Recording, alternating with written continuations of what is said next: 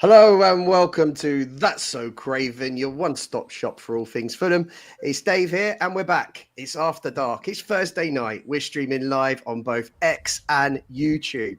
And tonight it's the international break. So we thought we'd bring you few things a little bit different. But as always, we're probably just going to start with our thoughts on Spurs. We like to milk these victories. We like to talk about them. We like to pick them apart and enjoy them. So we're going to do a little bit of that. And then we're going to enter into some other areas regarding the rest of the season, which I think will be fun. And then kind of talk about the run-in. And then we're going to answer some questions that have been kindly sent in by all of you fantastic viewers to After Dark. So looking forward to tonight's show. And listen, anyone that's watching live and you want to add some questions and you want to throw some comments and abuse at us, feel free, bring it on. That's what it's all about tonight. So looking forward to it. And, of course, we've mentioned it already in our tweets for tonight. It's the OGs. So first of all, we've got the Putney perspective. It's Skibby. How you doing, Skibby? Hi, Dave. Yeah, I'm really well. The sun was shining today. It was ridiculously warm. I know that the Perth boys are going to listen to this and being like, 18 degrees. That's like winter. That's like long johns and woolly jumper time, but for me that was shirts and shorts. Take the dogs out. It was beautiful. And then now, off company time, I can have an ice cold beer, which I've been craving all day. It was definitely a day for a beer garden, but no, I'm feeling good, feeling positive. Yeah, I always feel good after a Fulham win anyway, but it feels extra special being and no stress in an international break as well. Exactly, no stress. In fact, we can park Palace for another week and get all stressed about it next week. So, I feel you. And of course, we've got the Thursday night MVP. We know her as Townsend. You know her as Mary Southgate. Welcome, Mary, to the pod. Thank you. Hey, guys. Just like Skibby said, what a day. I feel like over here, every time it's sunny, everyone just goes mental and it's like, shorts are out, t-shirt. I was teaching outside today, so loving life. But I don't know what it is, something about the sun. Maybe it's because we don't see it often, but everyone just goes from 0 to 100 and we feel like it's summer straight away. But not complaining. Got the corona ready, so I obviously feel like it's summer as well. But yeah, looking forward to chatting about the Spurs game and things that are coming up. And I think I've heard the other day that we haven't finished above Spurs since 2009, so pretty happy that we could be doing that this year. Yeah, you're right. That was the year we finished 7th. I remember that. Wow, what followed that year though? Oh, yeah, that was interesting. The Europa League final. Yeah, it was an exciting time. So comes in threes. Yeah, I don't know what the other one is, but yeah, FA Cup. Who cares? And we're welcoming a new face tonight. So making his podcast debut, it's my old buddy Mike. And he's had the pleasure of knowing me his whole life. I call him Mr. Lucky. How you doing, Mike? Welcome to the podcast. Firstly, you've never called me Mr. Lucky. You've called me many things, but I don't think Mr. Lucky has ever been it. But thank you anyway for having me. As I say, it's my debut tonight, so I'm hoping it's more of a Louis Sahar-esque debut than a Shefki Kuchi-esque debut, but we'll see how it goes. So, and also commenting on the weather as well. I think I got my first sunburn of the year today, so yeah. Lovely. Yeah, that doesn't surprise me with Mike. He often gets moonburn. He's quite a pale-skinned guy. He would never manage it in Australia with the Barenzi family. It would be an absolute nightmare. So there we go. So I was just going to say, for people that are listening on Spotify won't get this at all, but if you're watching on YouTube, it looks like Mike's got a really good idea. He's got a light bulb above his head. It's just fantastic juxtaposition. I've got stored up for later, Skibby. That's what it is. That's it. Brewing above my head as we speak. It's been brewing. It gets brighter and brighter. Mike, do you want to tell us a quick bit about Fulham? I mean, you obviously you go to all. You've got a season ticket holder. You go to every away game. You go to every England match. You go to every England away game.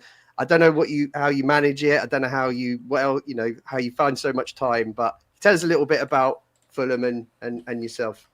Yeah, so I mean, I wouldn't say I go to every game, but I go to the vast majority.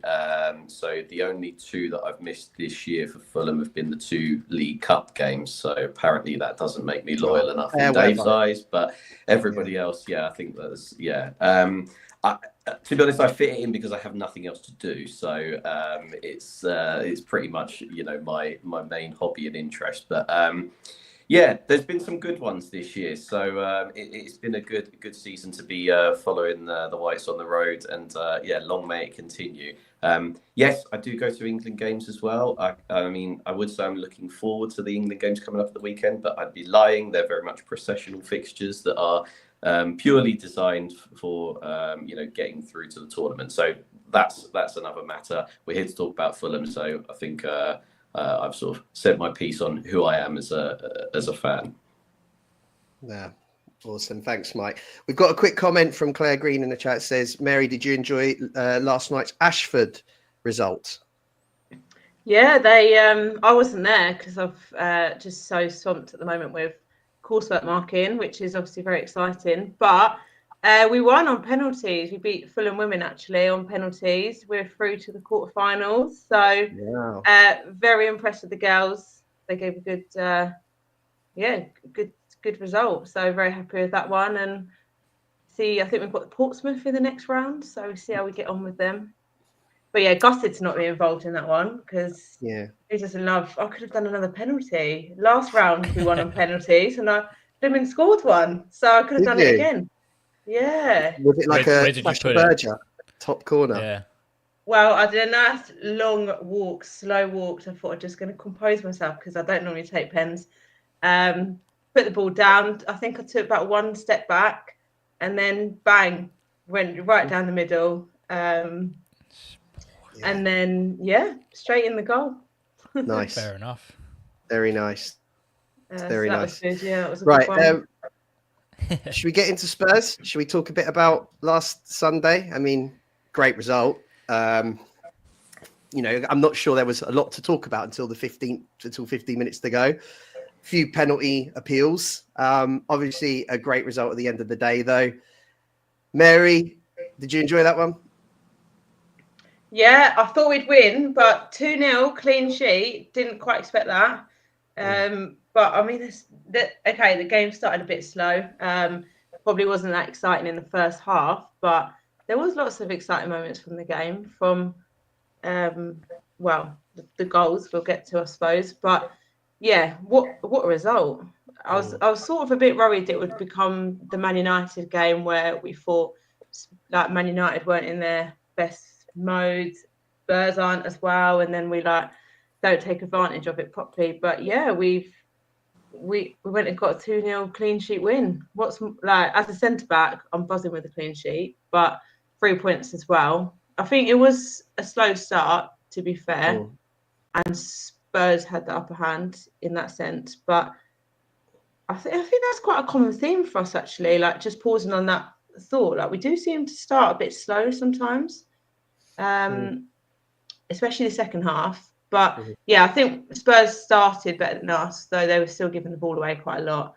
And then we got into our groove a little bit and finished the first half stronger, which was really good. Castagna was like the first shot on target for the whole first, I think was for the first half for both teams. Which one, sorry? Castagna's shot, I think. Oh, you're probably right. I was just trying to think what moments happened, and I think there was the penalty, the penalty call. What did you make of that? The one on Jimenez, or yeah. Do you know what? I think he made it a bit extra with his jump, but I think it's difficult. I wouldn't, looking at it back, I don't think it's a penalty just because of the way he jumped and sort of dived with the ball, with the push. In the review pod, I got rinsed by Elton and Mark for being sort of defenders union because I used to play defence. And I was sort of talking about like the touch tight and you always made it as difficult as you can for a striker. You don't want him to have a free shot on goal. So for me, that was kind of like seeing where he is, a little bit of a lean on. I mean, he went really stupid in terms of fully extending two hands in the back because that's really dangerous. But I just thought it was really soft. I just thought, I don't think there's any kind of momentum there from Jed Spence, which makes him go head over tit like he did. But no, certainly not. I think look. I think let's talk about both penalties actually, because I had a pretty similar view on both of them, and my view was, I think more often than not they get given, both of them actually, because I think Jed Spence didn't really have any intention of kind of challenging for the ball. He was more interested in just pushing Jimenez. Jimenez goes down, and I see the argument for, he made the most of it. I mean, it's quite clear he did, but I just think the fact that I think he's fouled, albeit soft, it's still a foul. And I think on the balance, I'd probably say that was. And then on the other one with Bassi, again, I think, I remember you said in the group earlier in the week that the VAR had actually said during the game that, I think they'd said Bergvall had run into Bassi, but I don't know. It looks a bit more like, that's what they said. I mean, it looks a bit more like a trip to me. But Mike, what did you make of those two? They're both looking for it. I think Raul clearly practiced for it the week before with his celebration against Brighton that looked identical to his fall in the box against Spurs. So, you never get them in the box. I just think that there's always a bit of pushing and pulling, and referees aren't going to give them. You're more likely to get it if it's from a set piece than open play. So I think that's probably what sort of seemed to count against us. The Bergvall one, you'd want it if it's for you. You'd be, doing your nut if it was a given against you. So they probably level themselves out because neither are more conclusive than the other. Yeah, I'd agree with that. I think that's a fair summary. But yeah, look, after probably edging the first half without kind of maybe testing Vicaria other than that Castagna effort, Spurs, I thought, actually came out and they made a pretty good change. I thought Bergvall came on and made a difference for me. I thought he was kind of at the heart of everything they did in the second half from an attacking sense. He obviously had the first thing he did was swinging that cross for Solanke, and all of a sudden it was like, oh, Spurs are in this game, and that all kind of set us back for the first 15 minutes. And it, fortunately, Silva makes the change. He brings on Rodrigo at 60 minutes. And then Ange Postecoglou, just gives us the biggest favour that we've had all season. Muniz comes on fire and he decides to take off Romero and push Archie Gray back into defence, which was just, in my opinion, suicidal. It was a completely ridiculous decision. And it was one of those moments for me, a light bulb moment, like Mike's light bulb moment. I think it was... you can have that one. But I've kind of defended Ange a little bit this year, just saying, he had a lot of injuries and all this kind of stuff. But when he makes a decision like that, you just think, man, you just look out your level. You're out your league here. I mean, that's ridiculous. I don't think any manager in the league would have made such a ridiculous decision like that. I'm sorry to say. Mary, what did you think? I mean, obviously Muniz comes on and he's on fire. Did that surprise you? Oh, he was... Well, I mean, AP was probably man of the match as well, but Muniz came on and was a game changer. And we know he's done that so much this season, but he absolutely won every ball, every header. He was winning flick-ons. He was so strong. And like you said, I don't know what Ange was playing at, to be honest. I think he's in a bit of a state of panic, probably, with how his season's gone. And we know that makes you can do funny things, I suppose. But yeah, I thought Muniz was brilliant, and it's just so good to see him week on week. He's getting more confident. He's getting stronger. He's having more of an impact, and I just think his finish as well. First time, bottom corner. It was in such a tight area. I mean, the whole move was really good from the moment that we won possession of the ball again, which I really liked. I think it came from Kearney pressing. I can't remember which Spurs player had the ball now, and Kearney pressed really well, which gave Robbo and Willian, I think, time to get in and win the ball back as well. And I think that's where it came from. But then we were in such a tight area in the box of Traore and AP and then Muniz, and they just played such nice little one-touch football in there. And then Muniz's finish right in the bottom corner in a congested area. I think that was an excellent finish. Yeah, so I agree. Really happy for him.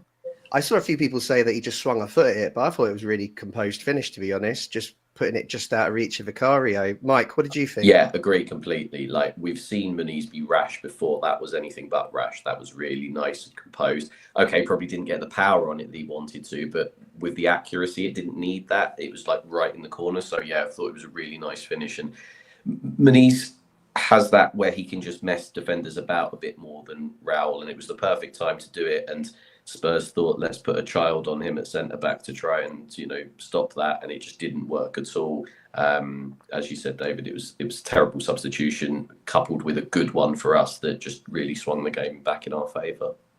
Yeah, Skibby, it's not often you get like 3 touches in the opposition's box either, you know, but it was really intricate play, I thought.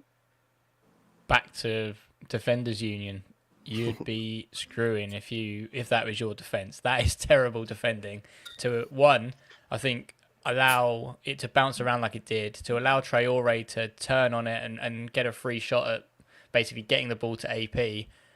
It was just that kind of intricate passing in a way, but it wasn't, you know, it was a bit kind of like hit and hope, if I'm not mistaken, from like Pereira. He was just sort of trying to guide it to the striker, someone just to have a go at it.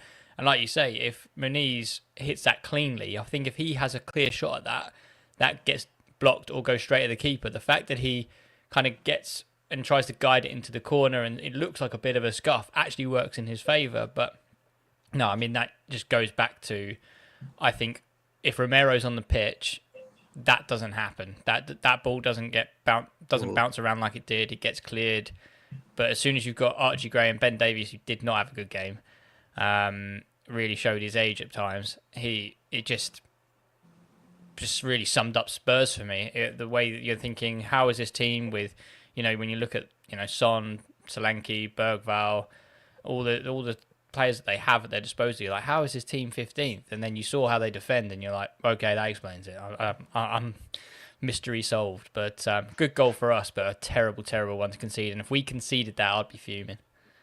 Yeah, and actually the second goal from their perspective wasn't much better. I mean, I don't know if you saw Match of the Day, where, you know, it was pretty much about how Tottenham lost the game and not how Fulham won the game. But, you know, that we've grown to expect that from Match of the Day over the years. But they did point out how kind of Cess comes from behind Jed Spence, and Jed Spence just decides, oh, can't be bothered with this. Just let Ben Davies deal with it, who made a right hash of it. But unbelievable finish. And, you know, it's special to see Cess score in front of the Hammersmith end. I think it's the stuff that dreams are made of, to see Cess and Muniz score in the front of the Hammersmith end. I mean, they've got to be 2 of the most popular players with the fan base. So, but brilliant goal. And, you know, just on Cess, it just shows again how composed he is in the box. And, you know, I was saying this to Mike after the game, actually, that it's interesting that I'm glad he scored it against Spurs, because they obviously bought him. He was a left winger for us. They bought him and put him at left back. And, you know, I always thought that was a waste, because Cess doesn't have all like amazing attributes to his game. He's not kind of super quick. He's not super skillful. Can't really, you know, doesn't always beat a man. You know, I'm not doing him down here a disservice. Like, he's a good player, but that, you know, I think his biggest strength is just being in that 18-yard box where he's just so composed, whether that be with shooting, whether that be with passing. And I think he's starting to show that a bit more now, and it's so exciting. I mean, Mike, what did you think of that finish? Yeah, brilliant finish. Loved it. And as you say, really pleased for him because of all the injury trouble that he's had over the years. Like, it, you know, it was a bit of a gamble from our perspective, and I'm not sure it's one we would have taken, but for the history that he has with the club. But I'm really pleased for him. He's always been good at finishing, but even then, I didn't think that he had, you know, a right foot pile driver in his locker, because it's just not something that we've seen from him before. Great strength as well to make the chance. He was probably a bit tired from just having a wrestle with Ben Davies, so that's why he shot. But fair play to him. It's, you know, it's worked out perfectly. And it's one of those celebrations as well where he probably wanted to go harder, but out of respect, we've got to do that nowadays. So it's the best possible way to just sort of stand there and, you know, milk it while everybody else is losing their minds. I mean, yeah, really pleased for him, and hope that he can kick on from this now and become a really key player for us again. Yeah, for sure. Mary, any objection to Cess and Muniz really milking their celebrations in front of the Hammersmith end? Oh, I think that would have been brilliant. Like, I mean, like you said, two of our favourite players. I don't know how Cess held it together. No fans held it together, that's for sure. But it was like Limbs FC. But yeah, I don't know how players hold it together like that when it's such a good goal and right in front of the hammy end. It's a fair play to him, actually. But yeah, what a finish! Just to echo what everyone said, such great strength by him, and another player who's just oozing with confidence at the moment, and clearly is in the right place, as in like the right club, the right manager at the moment, and the personnel around him that's just helping him to absolutely flourish at the moment. And I think, what was it, about a minute that he'd been on the pitch? Yeah. And he's just doing that. But Leno as well, credit to him with the assist, because he obviously spotted the back line pushing up, and straight away, same as Cess, well-timed run, great decision to play up when they're all stepping in. So yeah, a well-played ball from Leno as well. Is that 2 assists for Leno now? Is that 2 this season? The same as ESR, but okay. On that. Can't talk about that. That angers people on X. Don't mention it. Yeah, same as ESR, which is a little bit awkward. But great from Leno. And, keeping a clean sheet, Mary, you must have been pleased. Oh, buzzing, because I feel like a couple pods ago I was saying how we don't keep clean sheets at the moment. And I don't know why, because I do think we've got a really good back line and a strong back line. We've got a clever back line, and they're working well together. And I know we're missing Tete, but Castagna's done really well to fill in. And some of the goals we conceded, we probably could have had clean sheets. But yeah, delighted with that. We didn't really have... Leno didn't have too much to do. I think Solanke had a couple chances. Was it him that had one near the end of the match? No, he had one at 0-0. Dane Scarlett. Someone had one. I was trying to think, and he made a save right at the end. Yeah, that was Dane Scarlett. I think. Scarlett, yeah. Yeah, but I think Leno didn't have too much to do, to be fair. But made a few great saves, which was really good. Yeah, I think on that point, about that chance. Sorry, Mike, go on. Sorry, I was just going to say, I think on that point about us not keeping clean sheets is something that's bothered me a lot this season as well. But then I was thinking about it actually is probably more a testament to the quality of the league and the attacking players in it. Because aside from Southampton and probably Leicester, who haven't scored a goal feels like in this year, all the other sides have got good attacking players. Like Ipswich will probably go down and there'll be a queue a mile long for Liam Delap, because he's a top striker for a Premier League side, and it's that's the 18th team in the league. So I think that us conceding goals isn't as bad as probably it would have been years ago, when clean sheets and nicking 1-0s was more the name of the game. Yeah, it's a good point. I'll take it though. Is that the second one at home this year? I know Southampton was the... Yeah. We'd conceded at home in every other game apart from Southampton. So until then, yeah. And we also have won a game by a 2-goal margin, which is the first time since Brighton, I think. Yes. Yeah. So we've got to take in it the league. Yeah. Yeah, I'm here for it. I want to go back to the comment that you put up a minute ago. Was it David's comment about the subs? Yeah. And how I think we're top in how many goals we've scored from subs. So we've got 13 now. Yeah.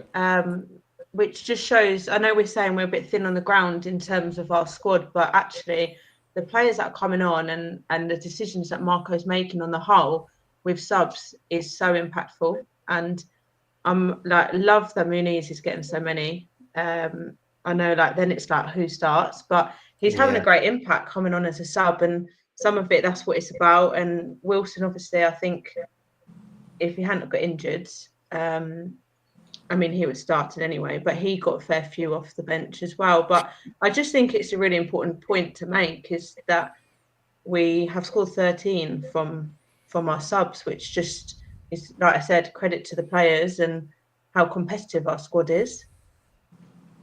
100%. 100%. Yeah, I don't think it's just the goals there as well. I think it's just the level that we've got in reserve is very similar to the starting players. So there's not a drop off in quality when we have to swap a player out. I mean, Tete and Castagna are probably the perfect example of that, as in they're probably neck and neck in terms of who would start, and it's then on form. So yeah, it's a good point. It's not just the goals. You know, it's a squad full of super subs. Yeah, because we'd say Diop as well falls into that category Mm-hmm. this season. Who, you know, when he's been called upon, he's been solid. And yeah, there's Harry Wilson. You mentioned Adama's been in and out, but yeah, I think the squad is in pretty good shape. I don't think we need to do a lot this summer. I would prefer just to sign a couple of quality players to improve the first team and take us to the next level than just kind of keep building the squad, you know, because you've got to try and keep all these people happy as well at the end of the day, which is a tricky job, particularly if we don't have Europe, you know. Mm-hmm. But we will, of course we will. So we'll see how that goes. Right. That conversation always comes back up. Oh, of course it does. After Never a going minute. away. Yeah. We are still in the run, and but you know, we've got a lot to do to secure a spot, I think. But let's just enjoy the ride and focus on the next game, which is the biggie. I sound like one of the players after the game now, but it is all about this Palace game that's coming up next.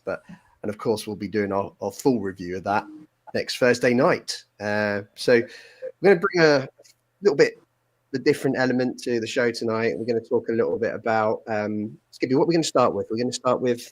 I think the season so far makes sense. Season so far, yeah. We're going to do a little bit of the season so far.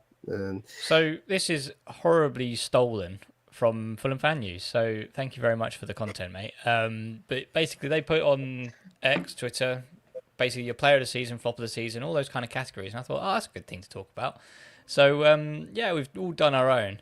And I think starting with player of the season, and I don't want to call you out here because I think Dave and Mary have both gone for Robinson. I think that's kind of, we understand that. Played extremely well, very athletic, high assist. But I like Mike's suggestion, so I'm going to go to you, Mike. Player of the season, you've gone for Bassey. I think it's a bit of favouritism bias because I love Bassey. He's brilliant. He's like, and he's I thought a you were real about to tell me it was a typo. No, autocorrect. I think with Bassey, it's like you can see that he's like, from when we got him to what he is now, he's clearly improved, but also has become a bit of a leader in the side as well. Maybe not in the conventional term, but certainly in like the way that he is on the pitch. A perfect example I thought was on Sunday when he won the ball, decided he hadn't quite had enough, and he took Romero's lunch money, gave him a wedgie, and then shoved him over. And we didn't see Romero for much of the second half. He's a player that the fans love, and I think his performances have matched that as well. In that, we were all gutted when Ream moved on, but actually I think Bassey's kind of stepped into those shoes and become a really big player for us. To the point where actually we probably wouldn't notice it as much until he's not playing, how much we rely on him and value him. I think, to be fair to Cuenca, he had a decent game up at Liverpool when Bassey was suspended, but just generally I think Bassey's been exceptional this season, and he's even started doing those marauding runs. I think it was away at Chelsea when we were playing, and he was the left of the back three, and he just decided, no, I can go forwards now. I'm gonna go for it, and he's bringing that sort of level of ability to his already superb defensive performances. So that's I kind of thought that Robinson got it last year as well, so let's share the love a bit. Yeah, you know what's quite interesting with Bassey? I think he actually had a bit of a slow start. I remember coming off the back of last year where he was excellent. We had no Anderson at the start of the season, if you remember, and Bassey was tasked with kind of bringing the ball out defence, and he made a few mistakes. And I remember people getting on his back a little bit, and it took a few games for him to kind of, and Anderson to come into the team for him to really kind of find form. And I think over the last, maybe since Christmas, I think he's been exceptional. There's no question about it. He's been an absolute rock. Whereas Robinson, on the flip side, obviously first half of the season, unbelievable, and I think he was almost at 10 assists by Christmas. It was just ridiculous. And now we know that he's kind of dealing with an injury, as we've all seen on his Instagram tonight.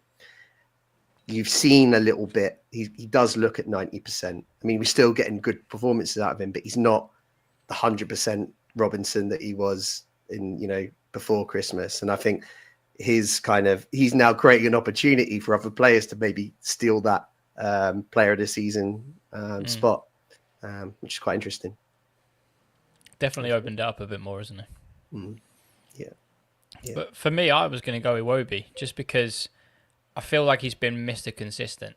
I mean, he may not be doing, the sort of 10 out of 10s week in, week out, but he's sort of doing those kind of steady 7 and 8 out of 10s, which for me is probably more important than those kind of glamorous performances that we see from ESR, for example. So he'll have like an absolute stormer against Leicester at home and then just go missing the week next week. And I think that kind of hinders your performance and your perception of players.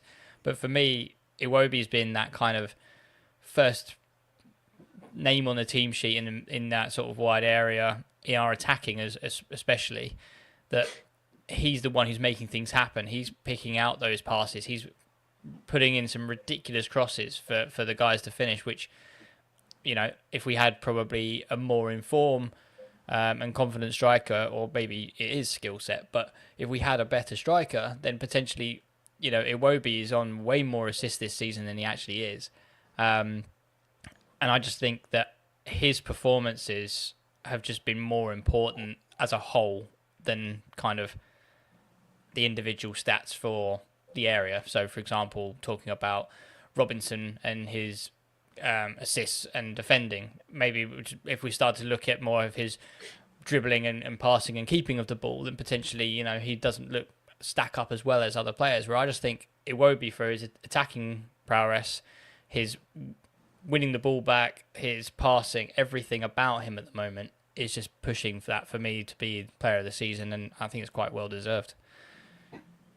Hopefully, he continues. I think Claire's point about Sasha Lukic as well, I think they're sort of on par with Sandberg as well. Like, they're both so solid in the midfield, and I feel like whenever we've not had one of them two this season, we've questioned who are we going to play, because or do we need to change formation? Because Lukic isn't playing, and I think that just shows as well. I did consider Lukic. I thought he is a really key player for us in the middle, but again, I think it shows we've got quite a few players we've got a really strong team this year. We've got lots of players that are so influential on the pitch, and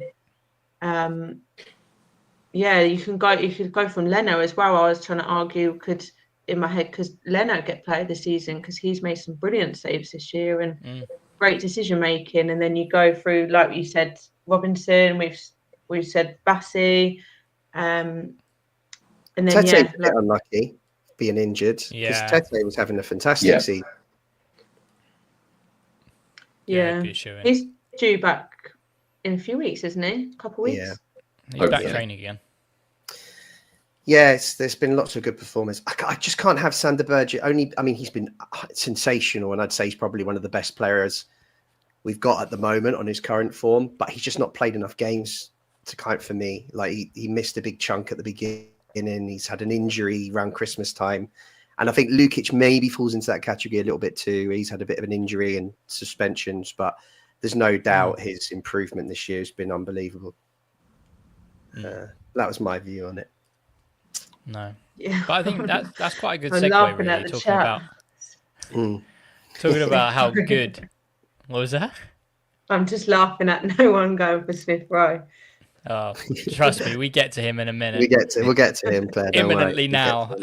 But no, I'm going to go to Mary first. So, the next category was flop of the season. And you copped out a little bit. No, I saw a big blank, Claire. I left it blank. I haven't got the heart to tell one of them. I think they're the flop of the season. But if I was having to say it, I would say ESR, because I just think maybe we just had too high hopes for him. And maybe that's what it is. And we're looking at it in where we thought he'd be rather than where he's at. But yeah, he would probably be my flop of the season, to be fair. But then again, the last few games, he started to like play the ball a bit better and carry it forward better, and we're just not seeing it. Rouse braids. We're just not seeing it enough. But yeah, I don't. That's put me off now. I just don't know if maybe we had too high expectations for ESR, but it's not where we all would like him to be. Mike, and what's your actually, view? AP is. Sorry, I was just going to say AP is really pushing for that spot again now. Oh, for after sure. last Yeah, he is. Sorry, so Dave, are you asking me in my opinion on Smith Rowe? Yeah. I'm going to stick up for Smith Rowe here because I think that some of the criticism has been a bit too far. The guy's come off the back of 2 seasons where he barely played. I think that he needs to regain that confidence in his body, in his ability to stay fit. We've seen throughout the season, he's like taken 2 steps forward and then a step back with maybe a little knock that is just, meant that he doesn't quite feel as good as he can. Don't get me wrong, some of his performances have not been good enough, but then there's been some good performances as well to sort of counteract that. I agree. I thought he was good in the first half on Sunday. I liked his link up with Willian. It almost looked like, those were the 2, best ballers in the team, so they were just going to play together, and it kind of suited his playing style. I want to see him be a bit more dynamic and get on the front foot a bit more. I think at Newcastle away in the second half, he was turning the game around and driving at them a bit more, and that's kind of what really got us back into the game. But then he doesn't do that the following week, and it can be frustrating, and I can understand why people don't necessarily like it when his first option seems to be to pass it backwards, to do the easy thing rather than get on the turn and drive at people. That may come in time. It may not. We'll just have to see. But I still think there's more to come from him. I'm kind of willing to give him that time to do that. I don't think he falls into flop of the season category because I have seen some good performances from him. So my flop was somebody who I haven't seen anything good from. Can I reveal who that is right now? You can reveal. Please. I can reveal that I have given flop of the season so far to Stephen Bender.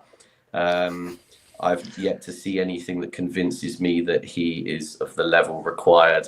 He makes me nervous, and that was in the early rounds of the FA Cup when, let's face it, most of us are We're like, in the quarter-final now. I don't know what your problem is. Well, I think What a flop! I think I saw. Was there something on the Discord earlier? It's in maybe earlier in the week where somebody was saying, "Do we give him a run out in the Palace game?" Absolutely not. No way.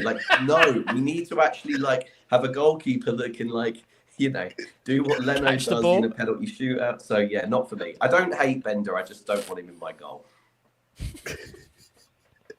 Nothing personal, Stephen. No beef here. Well, at least I'm not on my part. But there might be now if he's watching. But sorry, Steve. I don't. I'm not going to disagree with you on that. I'd be pretty nervous if he starts in goal against Palace. Oh, bless him. Well, I felt bad giving him flop of the season because he's only played 2 games, and I mean, you're going to be rusty if you're coming in and goal for 2 games alone. But I echo Mike's thoughts completely that he's just not a good goalkeeper. But I just felt bad giving him a flop because he's only played twice. Yeah, maybe that penalty shootout though was probably enough to. Yeah, that was pretty awful. Put him in the category. I thought it was the Wigan game that did it for me. He made me really nervous in that game, and it was there was no need to be nervous. But yeah, just some of the things he did. But then he made some good saves to make up for it. So it was weird. I don't know. I reckon there's a player there. It is tough if you're not if they're not playing. I rusty. think it's tough, isn't it? And he's coming in and then he's playing with a different makeup of people. The starting 11 is always different, isn't it, in the first few rounds? So, and I think that's the same with ESR. I know I've awarded him my award, but I do think after the season he'll become what we want him to become, and I think he just needs that season with Marco, same as Lukic did, and Bassi. They just need that season to really get their confidence and understand where they're going under Marco's leadership. So I do actually have faith that ESR will keep pushing on. Yeah. I just think he needs the season. Yeah. What's the next one, Skibby? Most improved player. Yes. So I reckon, go on, Dave. We haven't heard your lovely voice in a while. Yeah. Well, I went with Sasa Lukic. I think there's a lot of people kind of in the summer questioning, is he good enough? And I just think he got that opportunity partly because Berger was brought in late and needed to come up to fitness. He got that opportunity in the six, and he was just excellent at the start of the season, like probably our best player at the start of the season, I think. And now he's being played a bit more in the eight, and he's kind of allowed to push on a bit more. And I think we're seeing like the other side of Sasha, and he's just a bit of an all-rounder, really. And I think, now he's in most people's best 11, which I think is a big turnaround for him. So I think we're finally seeing the best of him. And I can't think of anyone else who's really turned it around as much as that. Okay. And Mike, I think you went for the same. So is that kind of echo your thoughts as well? Yeah, absolutely. The guy's come on leaps and bounds from the player that we first signed, 2.5 years ago, to what he is now. He's, when fit and available, he's a guaranteed starter. So I went for a little bit of a different angle. I went for Bassi. Not because he was a bad player to begin with, but I just think he's really stepped up and really putting in some performances where I think, hang on, we're going to have a bit of a trouble here hanging on to him come the summer. Just because of the profile we know of, like left-footed centre-backs is quite rare. We learned that from Cottage Tactico and sort of the Fulham fan news kind of hybrid of tactics and, transfer targets. But the way that he's now carrying the ball, the way that he's picking out these passes, the way that he's, just the sheer strength of him as well that we saw, like completely sent Romero, as we talked about. I genuinely think that I could see him at a top six side, because when I think of centre backs, I think of they mature probably in their late 20s and probably like 30 being the mark of like that's going to be when they're going to hit their prime. Bassi's 25. He's got 5 more years to grow. He's going to, I think, and we've seen him come leaps and bounds this season compared to last season. And I just feel like his ceiling is just going to keep going. And I think the more that he plays, the better he's going to become. And I just think he's going to be a real asset going forward. Yeah. I was in two minds actually between Bassi and I went for Muniz, but for a bit I was considering Bassi just for the same reason as you. But I went for Muniz because I do think I have a lot more confidence in him this year, and I think he's a much more of a presence. Like before, I feel like he was a bit like Vinny, like just a bit all over the place and wasn't really sure what he was going to do. But I really feel like he's grown so much in the way he, like I said, last against Spurs, he won every header. And he's sort of got no fear to be in those right positions now. And I know he's a very different sort of player to Jimenez, but the way he's performing at the moment and the impact he's having, I think is really strong, and his control is better with the ball, and he's just strong. He's holding off players, and obviously he scored some great goals for us, like getting a goal Chelsea, like key goals, key moments that he's just there to get the goal. So yeah, I went for Muniz, and I hope that he keeps on pushing on. I think that's a really good shout, Mary. I think one of the things that he's really improved on is his link play, which is that for me was what always I thought got Raul the nod over him, was because of his stuff outside the box and his, Raul's a very cute player, whereas Muniz didn't quite have that. But we're seeing more of that coming into his game, where his physical strength, along with that ability to kind of, link the play and hold the ball a bit more and then sort of spin and get himself in the box, is really coming on. And he's looking to, to be on the way to becoming a really, good Premier League level striker. And hopefully we can give him a new contract to, reflect that. Definitely. Yeah, hopefully. Definitely deserved. What's next? Unsung hero? I was going to skip that one just for timing, Sure. Yeah, going on. But I was yeah, going to say fair play. signing of the season. So I mean, Dave, your signing of the season, Sander Berger. It's got to be, isn't it? Sander Berger. I mean, he just looks. Well, what a great Actually, I've replacement. just looked, and across all four, we've all got the same. So that saves It's us got to time. be. You know, he's been fantastic. I mean, looks like 20 million he cost, and we just haven't looked back. No one's talking about João Polina, who was, Who? I'd say, a world-class player, and we're not even talking about him because of the business that we did in January to bring Sander Berger into the team. And it was funny because he was kind of playing not quite as a six last year, if I remember right. He had a bit more freedom to get forward at Burnley, but Scored against us. Club really did their homework on him because he's got all the attributes to play that role. Just been fantastic. What a great asset he is, and we look so much better of him in the team. I think everyone had freedom at Burnley though, and that was part of the problem. So let's maybe not. It's not a good barometer. Yeah, fair. Yeah, I think the only thing to add to that is that, you know, I see the comments and I see a lot of people get hate for it, but I will die on the hill that, you know, that Sander Berger is a more complete midfielder than Polina. And what I mean by that is not a better player, but he offers more on the pitch as a whole. He can pass, he can tackle, he's strong in the air. We're going to see more from him because he's got it all. And I know Polina popped up with a lot of goals last season, but I think it's only a matter of time before Berger gets on the end of a corner or a set piece. But just watching him, he glides along around the pitch. He's very good on the ball, whereas Polina was very much just strong in the tackle and then get it out of his feet and try and pick a pass. But the way that Berger is just a bit more technical but still got the tackling attributes, it just seems to fit us a lot better. That's why I think we don't miss Polina as much as we thought we would. For sure. Do you think we'll see him taking any free kicks anytime soon?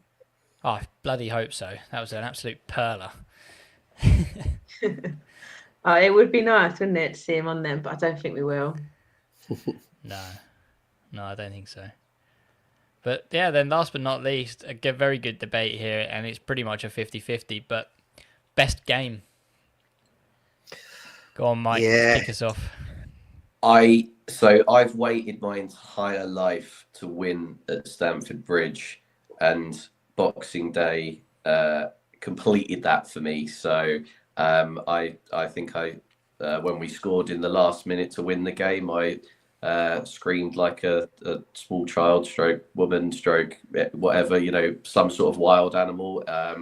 It was brilliant. I loved it. I've been to that ground 18 times now, and until Boxing Day I hadn't seen us win there. So I never have to go to Stamford Bridge again if I don't want to, because I've completed it. Yeah. Very good. It's a tricky one, isn't it? Because we've had so many amazing moments this year, like crazy good moments. And I don't know, the Brentford one's really special to me. Just I really dislike Brentford, just dislike them. And just to kind of the way it happened, we were kind of getting beat by Brentford with their anti-football performance on the day, and to turn it around in such spectacular fashion like we did, I just lost myself. You know, I don't know if you remember, Mike, I kind of jumped on you from about 4 rows down. So I have the bruises still months later from that. Dave torpedoed me from about, 6 rows behind, something like that. Yeah. And what's quite lucky actually as well is that the girl that sits behind me, she sometimes brings her small child, as in like this baby is like months old. Thankfully, she wasn't there to get in the way of Dave's torpedo. She couldn't make that game, so it was a shame for her, but it was probably for the best in the long run, as obviously Dave would have just, you know, taken her out, missiles her and taken her and the baby out. So yeah. No, I went for Brentford as well. I did obviously Chelsea, unreal, but I wasn't there, so it's all about like the atmosphere as well, isn't it? And that feeling when you're there. And it was the Brentford one was just another level for me, and just the way we came back with those 2 goals in extra time was just another level. So that one is absolutely my match of the season. hopefully we top it with our running and what we've got coming up. But if not, that's what stands for me. Yeah. What did you go for, Skibby? I was going to say the same. If I was at Chelsea, I probably would have chosen Chelsea, but I couldn't go, so I feel a bit gutted about that. So I love the fact that we won, but I'm envious the fact I wasn't there. So I went for Brentford.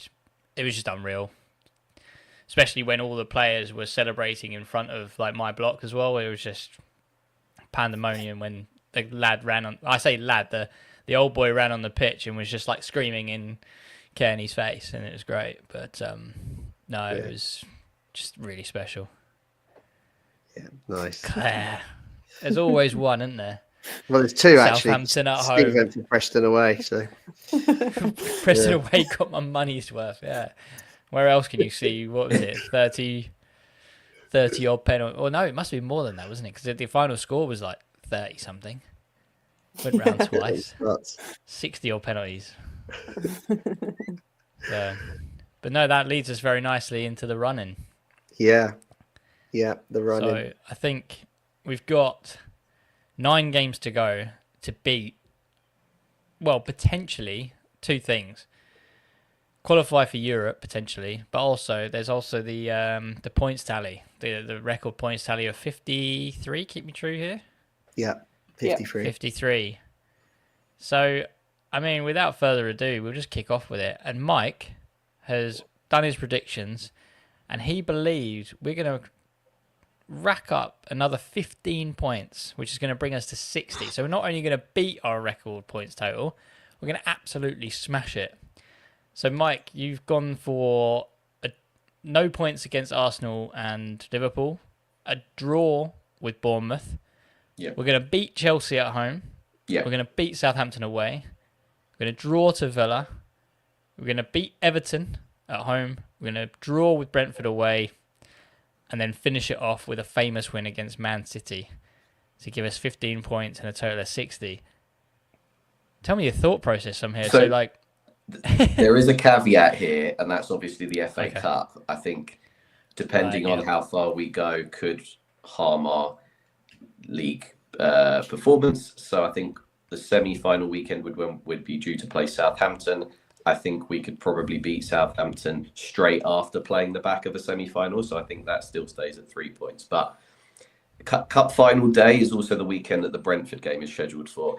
If that has to move, it will probably be the few days after the cup final. That will be their cup final. We will be hungover because we will have won the cup. So that will be 0 points. So there's a few caveats. But generally, I think that we've got a team and a squad that has got the ability to, smash that points total because, we've got some fixtures that I think are winnable. Okay, on paper, they might look hard, but at home, we've been better against the teams that come and play against us. That's why I kind of feel like we've got a chance of beating Chelsea.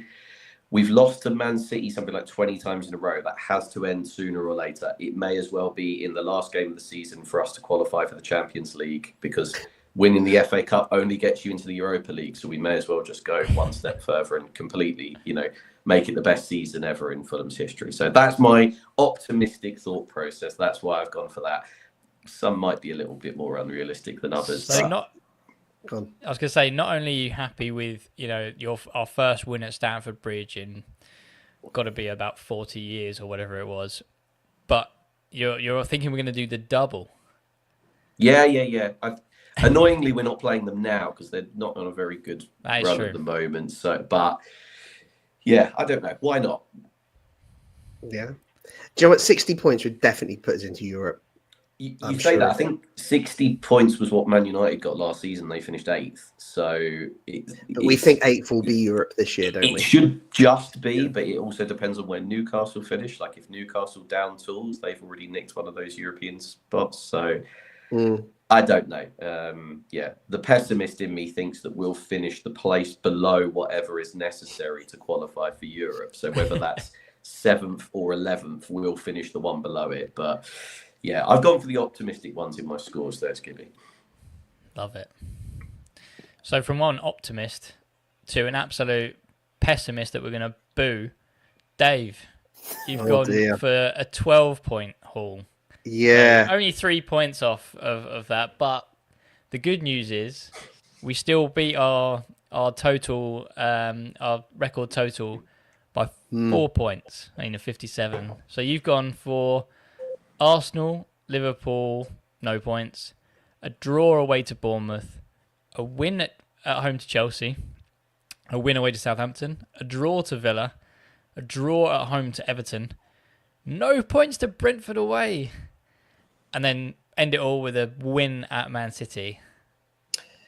Yeah, so exactly what Michael was saying. I know that we're going to be in the FA Cup final on the day that we're supposed to play Brentford, and as Michael said, we'll be very hungover from that game, and it'll just be too hard to come down from the jubilation of winning. It'll be a bit like when we won the championship, and then we had to play Sheffield United on the last day. Do you remember that? And we lost 4-0. It'll be a bit like that probably, and we won't care because we'll just be singing about the FA Cup win the whole time, and it'll be a party atmosphere. But that was my my rationale for that one. Otherwise, it's pretty similar to Mike. You know what? I do think the Bournemouth away and Villa away games are going to be tough. You know, we do well to get a point from those, but I'm stand by that. And for the same reason, Mike went for the win at City. I just think it's due. You know, all runs come to an end. It's the last day. They're not, you know, they're not in the championship race this year, and you know, I just think we'll turn up that day, and you know, it's the last game of the season. I just think I'm expecting a big performance. Yeah, it's just an interesting read, isn't it? Where you think we'll get a draw at home to Everton. I mean, they are playing quite well. A draw to Villa. But yeah, don't worry. We're going to beat Chelsea and Man City. It's easy as that. So I do like it. I do like it. But 57 points. I mean, we'd still bite. I'd bite the hand off now, wouldn't you? Yeah. Just beat that total and we get there. And I think that would be enough. Honestly, I think it would be enough. I think some of the teams that we're already squeezed up against in that sort of top 10 at the moment, I think some are going to start falling away. Yeah. And Mary, you took a very very composed I'm approach. a real person. 14 points. we're all very optimistic. But so Mary's gone for Arsenal away a draw, Liverpool at home a draw, Bournemouth away a draw. I mean, this does sound very Fulham at the moment, just draw. Chelsea at home at 3 points, Southampton away 3 points, Villa away a loss, Everton at home 3 points, Brentford away 1 point, and Man City at home 1 point. Leaving us with 14 points in total added on, so that gives us 59 points, just shy of the 60 mark, but still absolutely smashing that record points total. So it's a lot of draws, isn't it? Yeah, but I mean, it's quite good. So you're thinking that we're only going to lose one game in the next 9? Yeah, I think Villa. I've put Villa down as as a loss, and I know the home game didn't go too well with Diop getting an own goal and Anderson getting a red, and I think was it 3-1 we lost. So that wasn't ideal, but I do think a lot of the teams we're playing have got something to play for, and that's Villa included. I think that will be a really tough away game, and I think the same with Bournemouth. I put us down for a point with that because I think they're also playing for something, and I know they're not having a good run at the moment and they are dropping points, but every team sort of goes through that dip, and then it like we've been through it a little bit, and I think I think that would be a point. So I know we drew at home with them. I think they scored in the last few minutes, so we could have actually won that one, but yeah, I think that would be a tough one.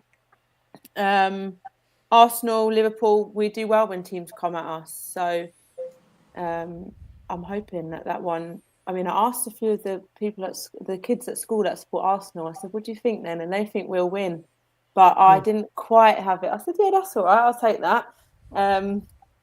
But yeah, I think a draw to them, and I think Everton. I've put us as a win, but I do think that will be a tough win, a very tough win, because they're not conceding many. And yeah, I was in two minds about that one, actually. I think Everton will be a really tough game.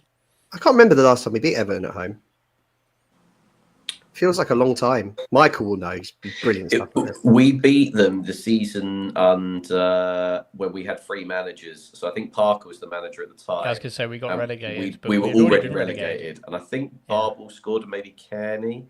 But it didn't matter because we were already relegated. But there was a red card, I think. Gomez. Yeah, and I think Pickford shouted at somebody, which is pretty par for the course anyway. But I think he did something crap as well. So that's probably the last time we beat them at home. They usually do that thing. They kind of come and park the bus and they turn us around because they win the toss, and it's all like it's not an enjoyable experience at all. So, yeah. I've gone for the Chelsea win, as in Fulham beating Chelsea win. We're doing the double. Yeah. We are doing the double, and that's going to be Limbs FC as well. Vinicius off the bench to score the winner again. Yeah. It'll be awesome. Yeah, and then he'll get a new contract, and then he can have a new contract if he scores a winner against Chelsea. He can have a statue if he scores the winner again. And then myself, I'll keep it short and sweet because it's pretty much similar to what most have said. But so I've gone for the 15-point haul, similar to Mike. Draw with Arsenal, lost to Liverpool. I think we're going to beat Bournemouth away. I think we're going to lose to Chelsea. Just because that's life. That's what's going to happen. Southampton win, Villa a draw, Everton win, Brentford win, and a draw with City to finish it off. I just think that Bournemouth are a bit hit and miss at the moment. I think we can do. I think we can do them on their own turf. I think it just feels like something that's going to happen. A draw with Arsenal just feels right. I've been to the Emirates the last couple of times and we've always put in a decent performance. Really rattles Arteta. I love it. So hoping for something similar. And I think that, we're going to finish strongly. I think Everton, their bubble's going to burst soon.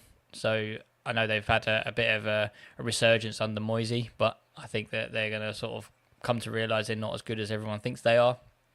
So they'll come down, get a win there. Brentford happily beat them just because it's Brentford. I mean, even with the FA Cup hangover, I just think we're too professional. We're too good. I mean, even with our reserves coming in for that one, you know, if you think about TC, Reedy, and basically at one of Mooney's and Raul, one of them is going to come in. So I think we've still got enough about us to beat Brentford and then finish off with a nice draw with City because I think they're just really jammy. I get flashbacks to that Kevin De Bruyne penalty where I think Kearney or Robinson tapped his ankle and just fell over. So they're just jammy in one point. But so there you have it. Myself and Mike think we're going to reach 60 points, Mary 59 and Dave 57. But either way, we're looking for a very exciting end to the season, hopefully. And we've got Wilson and Tete coming back. So I think what a time for them to come back when we've got this run in. So hopefully that will add to it. No, absolutely. We will squeeze in some questions. I did have a number, but I reckon we'll do 2. Okay. 2 seems like a fair number. So these were questions that were posted in our Discord. So if you haven't joined our Discord, please do. We have a section there called Podcast Questions where you can ask us anything and everything. Doesn't even have to be football related.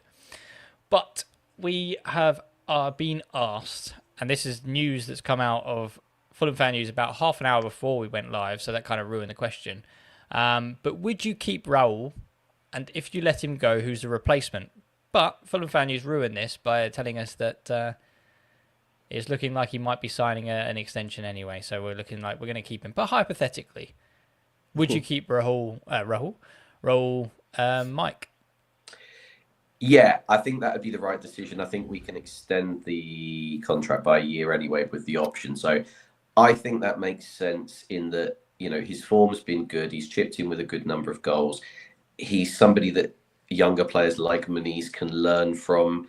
And I think that it would maybe give us a chance in the summer to bring somebody in as like a third striker, maybe a young player who it gives them a chance to bed in rather than need to break the bank to get, you know, a striker, you know, to play instead of Raul or, you know, in competition with Muniz. I like Raul as well. I think there's like he doesn't play like he's an old player. I think he's 33, 34, but players go on longer nowadays, so he doesn't strike me as like somebody who's past it. It's in his best interest as well because Mexico have got a home World Cup in 2026, so he wants to be playing at the highest possible level. I think even if he's got one eye on that, he'll want to be, first choice for Mexico at that World Cup. So it'll be, for him to put in good performances for us. So yeah, I'm happy with that if he stays, and then maybe we can, scour the European markets for a young understudy who can then take the shirt in 26, 27. Any rebuttal to that? I think. No, not really. I disagree. You disagree? See, he's on big money. I mean, what's he on? 120 a week. It's a lot of money, and I get that. That's the frustration. But I think we can kick the can down the road another year. He's done, I think, performed well enough, done enough for us this year to prove that he's still a good quality Premier League striker. I do expect Rodrigo to start taking his place in starting lineup more, if not this season, but certainly next. I think he'd be a decent sub. And because they're so different, it's kind of a chalk and cheese. It's nice to have that variation for different games. And I think if we keep Raul and give Muniz the new contract he so desperately deserves, don't even know if we need to really kind of invest in that area. My preference would be to bring in a winger who can also play there if needed.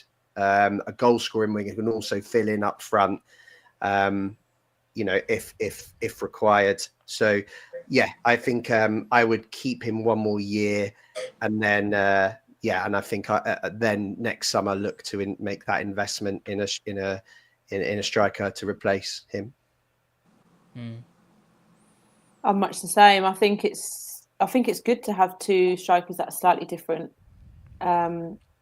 We know like there's some games where we need Muniz, and I do think, like Dave said, we'll see Muniz come in a lot more next season in the starting 11. But there's games where we need him, and there's games where we need Jimenez, who can control the ball on the floor and he can make those different runs, and he's quite clever with his runs. And I think that's really important to have the difference in playing styles, but within our whole team playing style. So I would keep him, and I think it will just help the both of them with their competition. I think there's been a lot of competition across lots of positions this year, which has helped all of the players just keep at the level we need them. And it's a good competition between Jimenez and Muniz. So I think that will just help that keep strengthening, which will only improve their standard as well. Yeah, I mean, to play this devil's advocate, I just think he's too expensive for the role that we want him to play. And therefore, I would be much happier to let him go and potentially use that salary on bringing in this goal-scoring winger that I really want. I mean, there's been grumbles around Diego Jota, someone who knows where the goal is and can play out wide. I think he would be really key. And then, he can also play through the middle, whether it be sort of like a false nine type role. But then if we sold Vinicius, then I think then we could bring in someone that we've been looking at. So I'm thinking those sort of like the Calvert-Lewin type player. So I think we can kind of step up on Vinny, but not quite as a goal threat as Jimenez has been, but then bring those goals out to the wing. But I think it just give Muniz more opportunities and more chance to be that main man. I think we did start him off this season, but I just felt like he really needed a bit more time because you could sort of see it was starting to come, and then we sort of benched him, and then Raul came in and started scoring, and he just didn't really have a look in. But for me, I think 34, 35, I just think it's just time. There's no point to keep him, and we can use that 120k elsewhere, personally. But that's just my idea. But interesting, though. I think also... Oh, go on. Sorry, I was just going to say, like, no. I've noticed as well, the times that he comes off, like, He looks has a tantrum, irritated. doesn't he? Oh, Yeah, he's like furious, isn't he? which just Get over means yourself, man. he obviously does still care, and he still has the passion to play in, to be playing at this standard and to be on that pitch, which I mean every footballer wants to, let's be honest. But you can see he's not just there because he's there, he's actually wants to be there. And he That's look irritated every time. Yeah. But it's healthy competition, but yeah, I think it shows the passion's there still. Cool. And then last question, I think, for the pod. Does Sessegnon have a shot at starting against Palace? Go on, Dave. I think we've heard a little bit about Robinson's injury, although I do think they've only kept him out of the USA squad as a precaution because he's got this knee niggle. But the way he spoke about it on his Instagram was that it was a rest to ensure that he could finish the season and then potentially appear in the Gold Cup. So I think unless he's injured, I don't think so. I don't foresee too many changes actually for Palace. I think Muniz will come back in because I think Muniz Silva likes Raul to come on in the cup games late in case it goes to penalties, like we saw at Man United. And I also think the only other change I would make would be to pull Mr. Smith Rowe out of the sides, push AP further forward, and bring Lukic back in, and keep Willian in. Done enough for me to keep his place. So I don't think Cess will start. I look forward to the time where he does start. I think he's a great option off the bench now. We spoke about the impact he made on Sunday, but I just don't see it unless there's a problem with Robinson. Mike? Yeah, I agree with that. I don't see Sessegnon starting. I think that he's probably more impactful when the game is more stretched, which is more likely to be later in the game. So I think we need those kind of, more intricate footballers like Willian to try and open up a team, particularly like Palace, who are going to, the onus will be on us to break them down. And then maybe, once the first goal in the game happens, the game might become a bit more stretched if it's gone in our favour. And that's where Sessegnon could really make an impact off the bench. I think we saw at Old Trafford a few weeks ago that, he had some good moments when the game had become a bit more wild. So that's where I'd see him being used, probably for the next few weeks and maybe for the rest of this season. Yeah, I think just jumping on that point about him coming on at the end or as a sub, he's got so much drive. I think I said it the other week, so much drive and energy that it almost has more impact when he comes on at the moment because later in the game and when we need those game-changing moments, like he scored twice just after he's come on as a sub, and I think that shows that his change in pace and change of energy compared to like the defence and who he's up against is like really making a difference. So I think he's actually, I'd love to see him start at some point. I don't think it will happen with the Palace game, but I think he's such a game changer at the moment when he does come on. Just to chip in on that, sorry, he's probably got more of a chance of starting at Arsenal the following Tuesday if we play a back five. I think he's more suited as a wing back rather than a left back. So that's maybe where he gets his opportunity. But yeah, I don't see it in the Palace game, if I'm honest. And I think Willian deserves to play again. I think he was brilliant and just showed his. I've been Team Willian all the way, to be fair, since the January talk. But he just shows his class and his football brain is another level. And I think that's such an important part of football. Is okay, he may not be as fast as other players for obvious reasons, but his decision making and his leadership on the pitch and just the way the decisions he makes is brilliant, and I think he deserves to keep playing, especially against Palace. This is what I was going to say, especially against Palace, because we struggled to break them down last time, and I just think it would be nice. It would give them a different problem having Willian and Muniz this time. Where we were pretty. I mean, Marco just got out fought on the day last time we played them, and we played into their hands and we created very little. So to give them some new problems with Mooney's and Willian, I think would be a good thing. I think as well with Willian, one thing that he will do is actually take a shot from outside the box, which we just don't do enough. We try and score the perfect goal with our patterns of play a bit too much, and in those kind of tight games against like a Palace, you want someone to just have a go. And that shot that he got against Spurs last week was inches away, so hopefully he's just saving it for a little bit more inside the post against Palace next weekend. And also that touch before Spence pushed him over and the ref didn't think it was a foul was just brilliant. That's proper footballers. Yeah. I think we're all in agreement there. I don't think Cess will start, but he's a great asset to come on pitch, and he's just shown that kind of level-headed composure and can be a real thorn in the side when he does come on. So I think that's really important. And interestingly enough, you guys actually all answered a question I had written down, which didn't have time to ask, which was thoughts on Willian's first start. So there you go. We're 2 in 1 for that one. Willian was fantastic. We're all in agreement, but no. But yeah, I think that's kind of it. We done it. Yeah, that was a lot of fun. I mean, I know we ran over, but I think it was because we were having so much fun tonight. So talking about, a few different kind of things. So no, really enjoyed that. But yeah, I mean, it's been an hour and 15. It's probably a good time to close down.